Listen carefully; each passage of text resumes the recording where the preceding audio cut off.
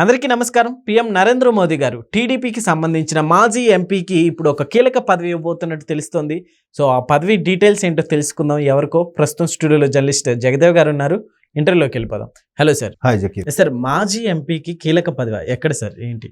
యాక్చువల్గా టీడీపీలో ఈ మధ్యకాలంలో చాలా మార్పులు చేర్పులు జరుగుతున్నాయి. తర్వాత ఎవరైతే టీడీపీ కోసం పచ్చజెండా మోస్తూ కొన్నేళ్లుగా పార్టీకే అంకితం అవుతూ గవర్నమెంట్ మారింది కన్నా అటు షిఫ్ట్ ఇటు అవ్వడం, ఇటువలో అటు మారడం గట్రా చేయకుండా ఎవరైతే నమ్ముకున్నారో వాళ్ళకు మాత్రం ఖచ్చితంగా ఒక దారి చూపించే ప్రయత్నం అయితే చేస్తుంది ప్రస్తుతం. ఇది బలంగా గట్టిగా చెప్పాలంటే టీడీపీలో ఉంది, తర్వాత బీజేపీలో కూడా ఇటువంటి పద్ధతే ఉంది. చాలామంది మన అంతవరకు తెలియదు, అరే ఎవరి పర్సన్ ఎప్పుడు వినలేదే అనుకుంటాం. కానీ వాళ్ళు కొన్నేళ్లుగా కొన్ని దశాబ్దాలుగా పార్టీకి అంకితమయ్యి ఉండే వాళ్ళని ఈ విధంగా పదవులు ఇచ్చి పార్టీ ఆదుకుంటుంది, సత్కరిస్తుందనే చెప్పాలి. సార్, దీనికి చంద్రబాబు నాయుడు గారి దగ్గరుండి ఈ పదవి ఇప్పిస్తున్నట్టుగా టాక్ నడుస్తుంది. ఆబ్వియస్లీ, ఎందుకంటే రీసెంట్గా జిల్లా స్థాయిగా ఇన్ఛార్జీలని, అలాగే నియోజకవర్గం లోక్సభ నియోజకవర్గం వారీగా కొంతమంది ఇన్ఛార్జీలను నియమించడం జరిగింది. ఉత్తరాంధ్రకి సంబంధించి ఎవరెవరైతే గత ప్రభుత్వ హయాంలో వైసీపీ హయాంలో డక్కా ముక్కాలు తిన్నారో, చాలా ఇబ్బందులు ఎదుర్కొన్నారో వాళ్ళందరికీ ఇప్పుడు ఆ జిల్లా స్థాయి అధ్యక్ష పదవులు, ఆ నియోజకవర్గం స్థాయి అధ్యక్ష పదవులు కేటాయిస్తున్నారు. ఎలా ఇచ్చారు? దానికి ఉత్తరాంధ్రలో ఎస్పెషల్లీ రీసెంట్గా శ్రీకాకుళం జిల్లాకు సంబంధించిన ఒక వ్యక్తికి ఇలాగే ఇచ్చారు. అదేంటిది, ఆయన ఏం చేస్తారు, అప్పుడు తీరా చూస్తే ఆయన మీద వైసీపీ హయాంలో కొన్ని కేసులు అవి ఇవి రావడం, వాటిని కూడా ఆయన ఎదురొడ్డి నిలబడటం. ఎప్పుడైతే చంద్రబాబు నాయుడు గారిని అరెస్ట్ చేశారో అప్పుడు రోడ్డు మీదకి వచ్చి గోల చేసి ధర్నా చేయడం, ఇవన్నీ కూడా కీలక పాత్ర పోషించే వాళ్ళందరికీ కూడా పార్టీ అధిష్టానం ఒక నోటిఫై చేసి పెట్టుకుంటుంది. Not only red diary, green diary లాంటిది కూడా మెయింటైన్ చేస్తూ ఎవరు బాటుపడుతున్నారనేది చెక్ చేస్తుంది. ఆ తర్వాత 2019లో టీడీపీ ఘోర పరాభవం తర్వాత ఒక విధంగా వైసీపీకిగా వెళ్ళలేక బీజేపీలోకి వెళ్ళిపోయిన వాళ్ళు కొంతమంది ఉన్నారు. రాజ్యసభ సభ్యులైతేనేమి, కొంతమంది సీనియర్ నాయకులు, ఎస్పెషల్లీ ఢిల్లీలో లాబింగ్ చేసే నాయకులు ఎవరైతే ఉన్నారో వాళ్ళందరూ కొద్దిగా కేంద్ర పార్టీ కదా అని చెప్పి బీజేపీ మొగ్గు చూపారు. బట్ అప్పటికి బీజేపీతో విభేదించి ఎన్డీఏ భాగస్వామ్య పక్షాల నుంచి టీడీపీ బయటకు వచ్చేసింది. సో అటువంటి నేపథ్యంలో కనకమేడల గారు ఎంతమంది వెళ్ళిపోయినా ఈయన మాత్రం వదల్లే, అక్కడే ఉన్నారు, లాబింగ్ చేశారు, అవసరమైనప్పుడు చాలా డక్కాముక్కాలు తిన్నారు. చంద్రబాబు నాయుడు గారు అరెస్ట్ అయినప్పుడు కూడా లోకేష్ బాబు గారితో తిరుగుతూ న్యాయ సలహాలకు సంబంధించి కానీ, నేషనల్ ఛానల్స్లో లోకేష్ గారు ఇంటర్వ్యూ ఇస్తున్నప్పుడు ఆయన కూడా ఉండడం కానీ, అలాగే ఢిల్లీ ఏపీ భవన్ సంబంధించిన వ్యవహారాల్లో అన్నిట్లో తలమునకలై ఉండడం కానీ చాలా కీలకంగా వ్యవహరించారు. అవన్నీ నోటిఫై చేసుకుంటారు కదా. ఇప్పుడంటే సంతోషంగా ఉన్నప్పుడు, పార్టీ విజయంలో ఉన్నప్పుడు, గెలుపు వచ్చినప్పుడు అందరూ కేరింతలు కొడతారు, దగ్గరకు వస్తారు, మన బెల్ల ఉన్నప్పుడు చీమలు చేరినట్టుగా. మరి కష్టాల్లో ఉన్నప్పుడు కూడా నిలబడడం అనేది గొప్ప విషయం. పైపెచ్చు కూటమి ఏర్పడక ముందు 2024లో కూటమి ప్రభుత్వం వచ్చింది. బట్ 23లో సమీకరణాలకు సంబంధించి ఏదైతే టీడీపీ ఎన్డీఏ భాగస్వామ్య పక్షాల నుంచి బయటకు వచ్చేసిందో మరలా టీడీపీని ఎన్డీఏ భాగస్వామ్య పక్షాల్లో చేర్చి కేంద్రంలో కూటమి ప్రభుత్వాన్ని మూడోసారి తీసుకురావాలి, ఆంధ్రప్రదేశ్లో కూటమి ప్రభుత్వం ఎస్టాబ్లిష్ అవ్వాలి, వైసీపీ ప్రభుత్వాన్ని తొంగలో తొక్కాలనే ఉద్దేశంలో ప్రస్తుత ఉప ముఖ్యమంత్రి పవన్ కళ్యాణ్ గారు, జనసేన అధినేత ఎంత కష్టపడి వర్క్ చేశారో, దానికి ఆయన ఎప్పుడైతే చంద్రబాబు నాయుడు గారు అరెస్ట్ అయిన తర్వాత మరుక్షణము ఆయన రాజమండ్రి ములాఖత్ అయ్యారు. రాజమండ్రి సెంట్రల్ జైల్లో బయటకు వచ్చి వెంటనే ప్రకటించిన మాట, ఈ ఎన్నికల్లో టీడీపీతో పాటు పొత్తు పెట్టుకొని కలిసి పోటీ చేయబోతున్నాం.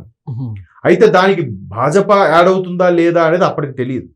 కానీ భాజపాను కూడా యాడ్ చేసే దాంట్లో పవన్ కళ్యాణ్ గారు, ప్రస్తుత ఉప ముఖ్యమంత్రి పవన్ కళ్యాణ్ గారు ఎంత ఇబ్బంది పడ్డారో, దానికి అటువంటి విషయంలో లాబింగ్ చేయడానికి మళ్ళీ పొత్తు పెట్టుకుంటేనే బాగుంటుంది, కేంద్రంలో బీజేపీ వస్తే, రాష్ట్రంలో టీడీపీ ప్రభుత్వం వస్తే రెండు కూటమిలే, ఇక్కడ మూడు పార్టీలు, అక్కడ 8 పార్టీలు, అంతే తేడా. సో ఇలాంటి 3 పార్టీలతో ఇక్కడ ఏర్పడితే రేపొద్దున ఆంధ్రప్రదేశ్ ఒక దారుణమైన పరిస్థితిగా వెనక్కి వెళ్ళిపోయింది, 10 ఏళ్ళు వెనక్కి వెళ్ళిపోయింది. కాబట్టి అభివృద్ధి ఖచ్చితంగా కేంద్రం నుండి సాయం మనకు రావాలి. దట్టు రాష్ట్రంలో చంద్రబాబు నాయుడు గారు ముఖ్యమంత్రి అవ్వాలి. ముఖ్యమంత్రి అయితేనే ప్రస్తుతం ఉన్న హడ్డిల్స్ నుంచి, ఆర్థిక ఇబ్బందుల నుంచి, రాష్ట్రం పడే అవకతవకల నుంచి అన్నీ కూడా గట్టెక్కాలని చంద్రబాబు నాయుడు గారు ఉండాలి.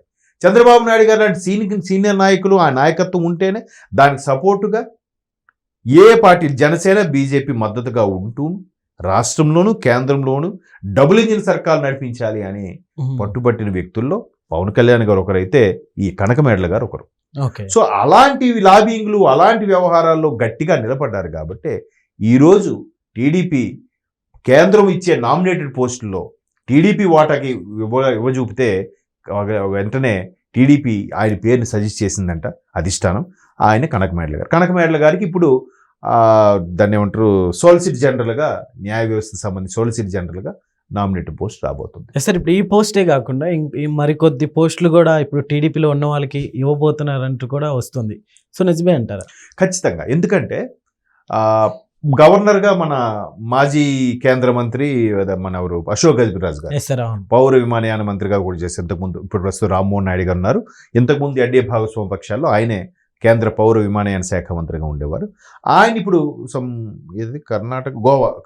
గోవా అనుకుంటూ గవర్నర్గా చేశారుగా. మరోవైపు రేపు తమిళనాడు, అస్సాము, తర్వాత వెస్ట్ బెంగాల్, కేరళ రాష్ట్రాలకి సార్వత్రిక ఎన్నికలు రాబోతున్నాయి రేపు 2026లో. ఈ 2026 భాజపా ప్రభుత్వం, అదే ఎన్డీఏ భాగస్వామ్య పక్షాలతో కూడిన భాజపా ప్రభుత్వం కొంతమంది కీలకమైన సభ్యుల్ని ఎన్నుకుంటుంది. అలా ఎన్నుకున్న విషయంలో భాగంగా చంద్రబాబు నాయుడు గారి సపోర్టు, మద్దతును ఎక్కువగా కోరుకుంటుందనడానికి మొన్న బీహార్ ఎన్నికలు కూడా ఒక కారణం. బాబు గారు వెళ్ళి క్యాన్వాసింగ్ చేయడం కానీ, అలాగే పవన్ కళ్యాణ్ గారు, బాబు గారు కలిసి మహారాష్ట్ర ఎన్నికల్లో క్యాన్వాసింగ్ చేయడం కానీ కదా. సో ఇప్పుడు తమిళనాడు, కేరళను కూడా దృష్టి పెట్టి కొంతమందికి కీలక పదవులు ఇచ్చి అక్కడ వాళ్ళతో పాటు క్యాన్వాసింగ్ కూడా చేయించి కూటమి ప్రభుత్వం పావులు కదిపే దిశగా ఉంది.